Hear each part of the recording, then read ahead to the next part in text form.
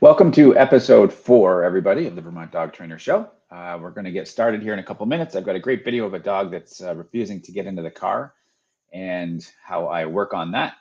And then afterwards, I'm going to talk about dogs patrolling. To get up on backs of couches, chairs, look out windows all day, that kind of patrolling, and how that can be quite detrimental for you and what you're trying to accomplish with your dog. So first things first, we're going to start with this lesson that I had recorded from a couple of years ago. So this dog's name is Bunker, and Bunker doesn't like to get into the car. So I'm going to walk you through this process. The video has audio, but I've muted that so you can't see that. And I've just found out that my previous videos with body language stuff, you can't hear the dog's making sounds. So I'm going to work on that tech issue later on. So let's get started here. Oh, my bad. Let's put that back up there and start this. Okay. So what I really want you to pay attention to is the leash here, the little section of leash right in between. And I want you to focus on that area because right now I'm explaining to my client that he's probably going to put on his brakes. And I don't want to create that fight in his brain. I just want him to understand what I'm asking for. So I need that to be consistent, if you will. And so if you watch this in just a second as I get started, you're going to see he's going to start to actually give me some avoidance. And so right here, I'm just creating a little bit of pressure, which is making him sit down. So this is his avoidance of getting into that situation. My goal is to get him up onto the floor of the car and then up onto the seat. So right now I'm applying a little bit of leash pressure. And anytime he takes either some sort of forward movement, I'm going to relax the leash for him. So he knows pressure on means to go in a certain direction. If he takes a step in that direction, I'm going to relax it. And so this is a mental barrier that I run into for a lot of dogs. And I'm explaining to the client how this works because he's starting to resist a little bit more and a little bit more. And so even right now, I'm not doing much with the leash at all, but you're going to see I'm going to start to initiate pressure here in just a second, right there. So he's getting up, but there's his avoidance again, which I totally understand. There's some sort of a fear with this. And so this is me helping him through this fear because I want this fear to be removed completely. That's my goal. And so he's starting to realize that the avoidance isn't working for him. So now he's actually starting to fight it a little bit, which I understand and I get. There's something inside of his brain that says, I'm afraid to do this. And I have to stick to my guns. You know what? He can fight it. He has a right to do that. But when you're done fighting it, it's not going to make the situation change. I'm still going to go back and try to do the same thing with him that I initiated. This is a video from one of my canines and culture videos, my 3-month program that I provide to my clients. So same thing here. And you see how gentle and deliberate I'm being with him here. So now we're going to work on it again. So we're back into that same spot next to the door. He's back into giving me some avoidance and back into a little bit of a fight. We know he can go see the world once he learns how to get into the car. He doesn't think about this in this moment. He's just thinking, how do I get rid of this leash tension? Who is this guy? Why am I getting put back into the car that I just got taken out of? And right there, a little extra leash. And now he's doing this all on his own in that moment.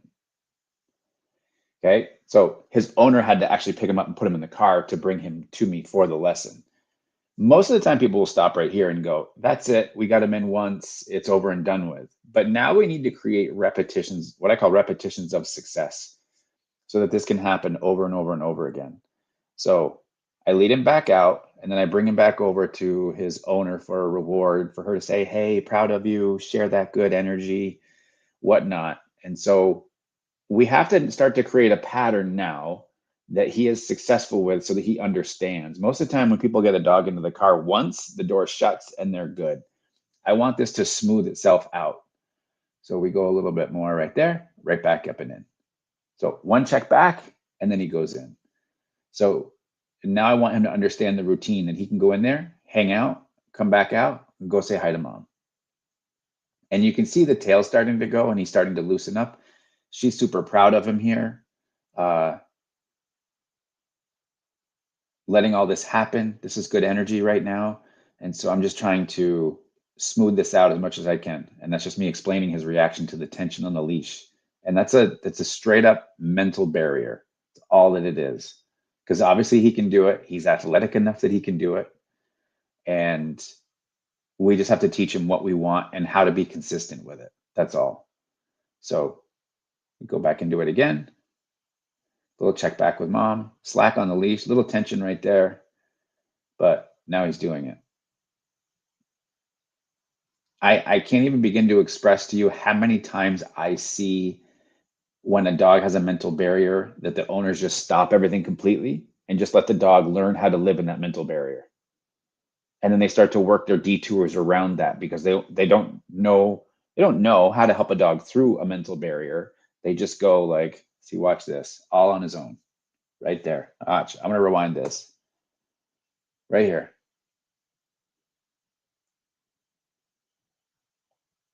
See? Same thing. I'm gonna go a little bit further back, right here. Some little bump on the leash, right there. And then he knows he can do it all on his own. Then you start to see a dog who's proud of it because he's done it.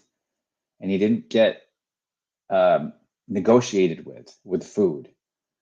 And see, happy to see mom, this whole thing. So this is the process of teaching your dog. It doesn't matter if they're getting into a car, if they're walking over a broom laying on the floor, whatever mental barrier there is, if we don't help our dogs through it, they're just going to live with it. And then if we're successful with it, then they look at us. Look, he actually just led her up into the car. Watch. Who's leading the way right there? This is like the only time we want a dog to lead the way, right? So you see the handoff go with a leash. It's now her turn. She's not providing a ton of tension on the leash, just walks over and walks him up and in. And that's the process. All there is to it. Now, depending on the dog's severity of their mental block, that may determine how much longer we just need to stick to the pattern over and over and over and over again. Because if we don't stick to that, then they just learn how to block, block, block, block, block over and over and over and over again. So I had her reward him when she got him inside. But now this is a little bit different because it has to do with the owner and they have a history of interactions. I didn't have a history of interactions with him. So now I'm just asking her to just put a little tension on the leash, just enough for him to start to come forward.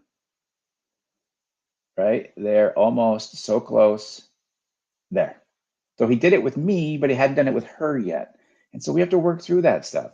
This lesson went on for another half an hour after beyond this because we started working on things a little bit more, and there's a big shake from him, a big let go, right? A little hesitation, and he's up and in.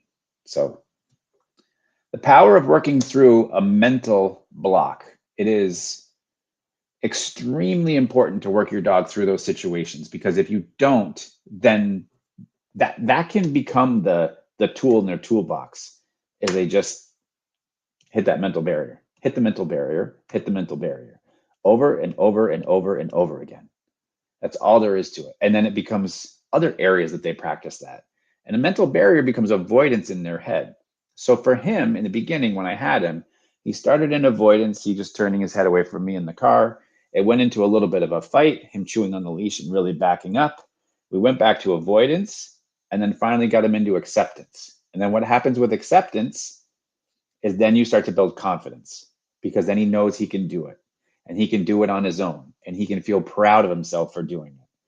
But too often we get a dog into that situation where they're walking up to it and they hit that barrier, that mental barrier, and we're never thinking about how much confidence this dog's going to grow from this. We're just thinking, oh no, I can't create any stress on my dog whatsoever.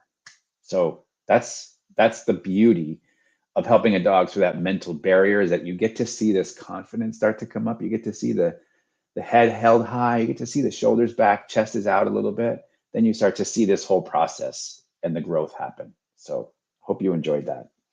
All right, let's get on to patrolling, because I think this is a big deal when it comes to um, dogs in the home, especially if you live near sidewalks, close to roads, or maybe out in the country where there might be a lot of wildlife around.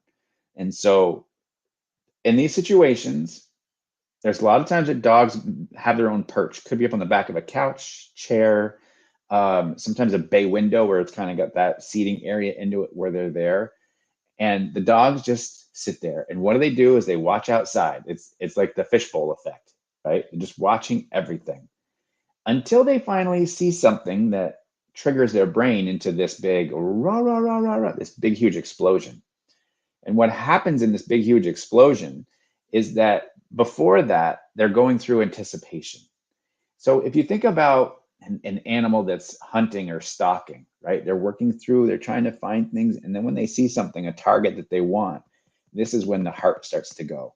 So now the inside of the body is like building and building and building. The outside is very quiet. That's part of the hunting. Through dogs in home on the perch, they're doing the same thing. Inside, they're just hunting and they're just scanning. They're just going back and forth, scanning the landscape. So inside, they're doing a lot of work. Outside, it looks very quiet because you just may see the head just kind of bounce back and forth and around. Um, for me, I tell people the difference between your dog hunting and resting, you should see a softness in the face if they're resting. You're going to see a much more relaxed body position, also relaxed eyes. You're not going to see the Klingon forehead, as they say, with it crinkled up and the ears perked forward. But in that moment, there's a lot of anticipation happening in the dog until they finally see whatever it is that triggers them. And then when they do, that's when everything tends to jump. It can jump and it can turn into a big explosion of like this big rah rah rah rah, this huge loud outburst. Or it can be very, very stealthy where they just stare. And then sometimes I've had clients whose dogs have lunged out of the second story window to go after something, cut up their nose, the whole thing. They just explode through because it's such a buildup of anticipation. It's like horses starting a race, right? As soon as those gates open, whew, they're off. And those are the things that can start to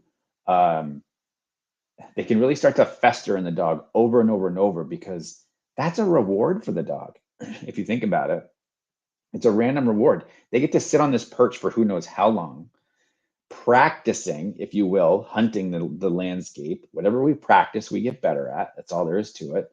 The more we drive, the more we get better at driving down the road. But the more that they do this, the better they get. And then the more it happens, because then they start to work through their mental stamina.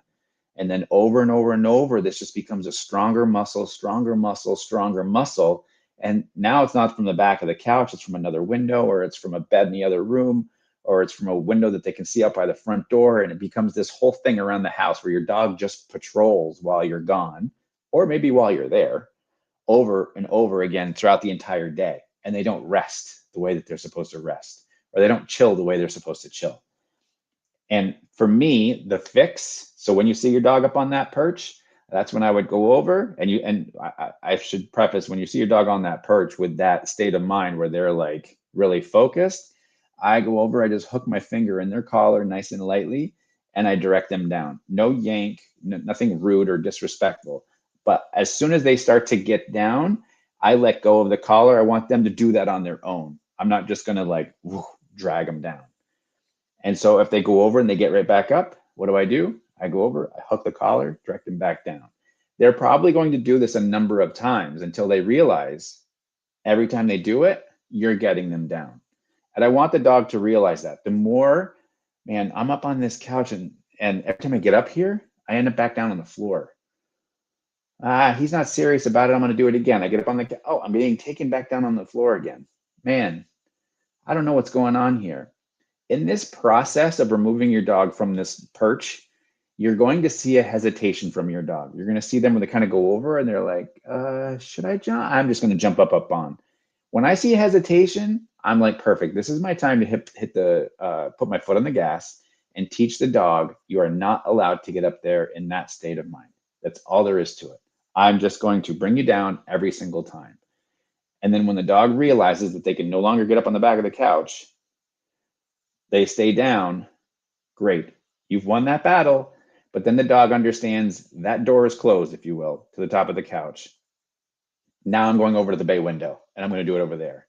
And my process has to do the same thing. I have to go through the same process for the bay window.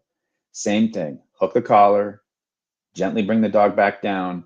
And I do this over and over again until the dog learns that the door to the bay window is now closed.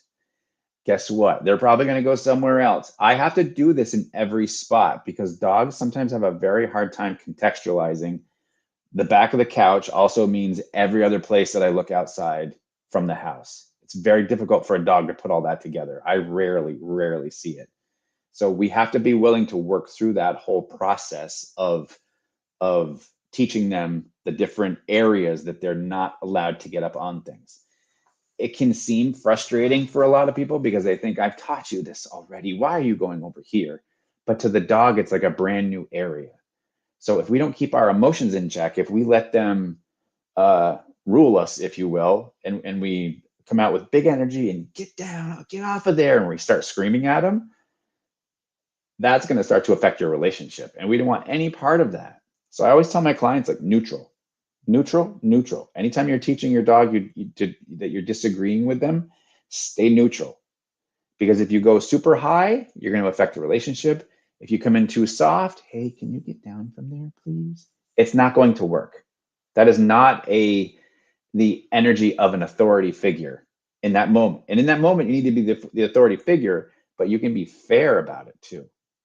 You can be absolutely fair. I think that's important for us, is that we can be fair, we can be gentle, we can be respectful, because we don't want it to hurt our relationship, if you will. And I think that's super important. So at the end of the day, when the dog goes over to the couch and kind of goes, and looks at you, and I just go, because I know you're thinking, and the dog goes, yeah, okay, I'll go do something else. Perfect. That's the goal. So that we remove the patrolling, we remove the hunting, we remove that state of mind that's hyper focused on scanning a landscape. And then we start to teach rules and boundaries. So the dog knows what we expect of them, and they know what to expect of us. So hope you enjoyed this episode. The Getting Into the Car video has been always very popular with my Canines and Culture online group because it shows a lot of the leash handling stuff. Excuse me.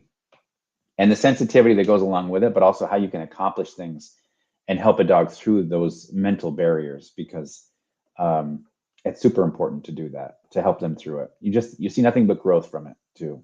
So, all right, everybody, I hope you have a great day. Hope you've been enjoying these episodes. 4 episodes are in the can, as they say, this week, and there'll be more to come. So we'll talk later. Have a great day.